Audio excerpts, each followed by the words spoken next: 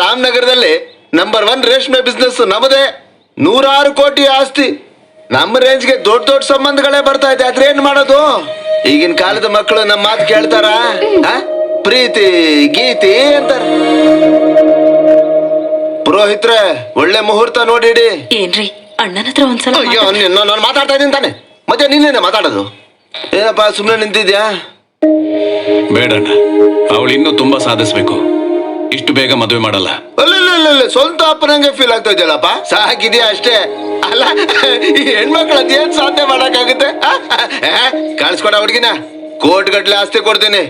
ನನ್ನ ಮಗನಿಗೆ ಸೇವೆ ಮಾಡ್ಕೊಂಡಿದ್ರೆ ಸಾಕು. ನನ್ನ ಮಗ ಒಂದು ಮಗು ಕೊಡ್ತಾನೆ, ಇವಳು ಹೋಟೆಲ್ ಬೆಳೆಸ್ಕೊತಾಳೆ.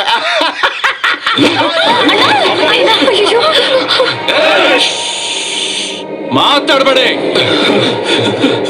ಏನ್ ಕಚಡ ಬುದ್ಧಿನೋ ನಿಂದು? ಹೆಣ್ಮಕ್ಳನ್ನ ಕೀಳಾಗ್ ನೋಡ್ತೀಯಾ? ಮಕ ಮೂತಿ ಹೊಡೆದಾಕ್ಬಿಡ್ತೀನಿ ಬರ್ಸಿ. ಮಾತೆತ್ತಿದ್ರೆ ದುಡ್ಡಿದೆ ಅನ್ಕೊಂಡು ನಿನ್ನ ಹತ್ರ ಅಷ್ಟೊಂದು ದುಡ್ಡಿದ್ರೆ ತೆಗೆದ್ ನಿಂತಿ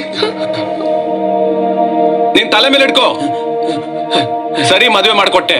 ಇವನ್ ಯಾವ್ದೋ ಲಾರಿ ಕೆಳಗ್ ಬಿದ್ದು ಸತ್ತೋದ. ನೀನ್ ಯಾವ್ದೋ ಕಚಡ ಕೆಲಸ ಮಾಡ್ಬಿಟ್ಟು ರೋಡ್ ಬಂದೆ ಅನ್ಕೋ.